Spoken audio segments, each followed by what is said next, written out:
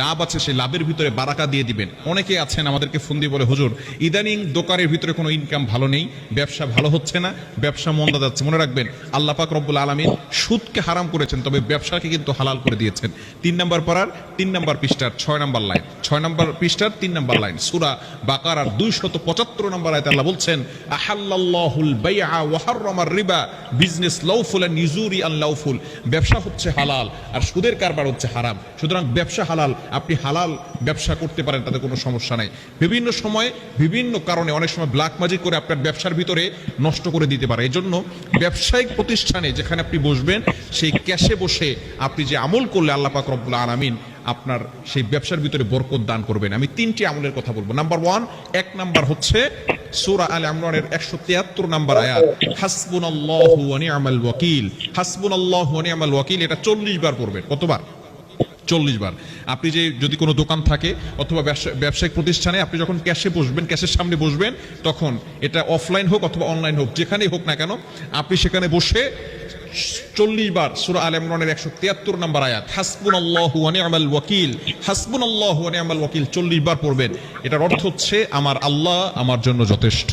আল্লাহ যদি কারোর জন্য যথেষ্ট হয় তার কোনো চিন্তা থাকে না।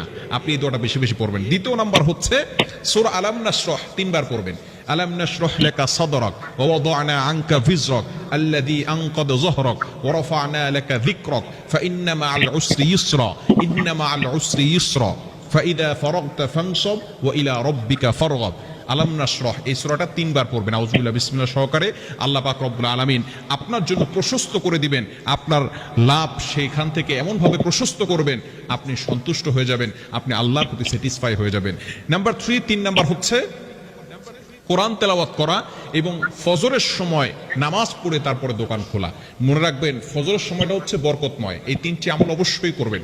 শেষ নাম্বারটা হচ্ছে ফজরের পরপর নামাজ পড়ে কিছু আমল করে আপনি দোকানটা খুলবেন, কেননা ফজরের সময় দোকান খুললে সেখানে বরকত হবে। কেননা নবী সাল্লাল্লাহু আলাইহি ওয়াসাল্লাম তার উম্মতের জন্য ফজরের সময়টার জন্য বরকতের দোয়া করেছেন। বুখারী শরীফের হাদিস, আল্লাহুম্মা বারিক লি উম্মতি ফি বুকুরিহা, আয় আল্লাহ আমার উম্মতের সকালটা বরকতময় করে দাও। এটা নবী সাল্লাল্লাহু আলাইহি ওয়াসাল্লাম দোয়া করেছেন।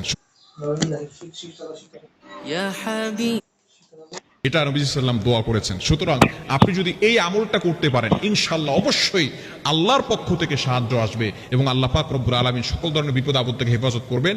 এবং দোকানের ভিতরে কোরআন তেলাওয়াত করবেন। আপনি সূরা বাকারার প্রথম 10টি আয়াত পড়তে পারেন এবং বিশেষ করে আয়াতুল কুরসি 4 কুল, এরপরে সূরা বাকারার শেষ 2 আয়াত, এগুলো পড়ে আপনি দোকানে ফু দিয়ে দিবেন এবং আপনার বুকে ফু দিয়ে দিবেন ইনশাআল্লাহ। ওইখানে যদি কেউ ব্ল্যাক ম্যাজিক করে, ছটফট করেছেন কখনো কোরআনের বার্তা বোঝার জন্য? জানতে চেয়েছেন আপনাকে কি মেসেজ সেন্ড করেছেন মহান আল্লাহ? সহজ, সুন্দর ও গোছালো করে কোরআনের বার্তা তুলে জাদুটোনা করে, কুফরি কালাম করে, আল্লাহ পাক রব্বুল আলামিন সেখান থেকেও এই দোকানের সকল ধরনের বিপদ আপদ থেকে আল্লাহ হেফাজত করবেন। আল্লাহ তাআলা আমাদের সকলকে ব্যবসার ভিতরে বরকত দান করেন। গায়েবী সম্পদ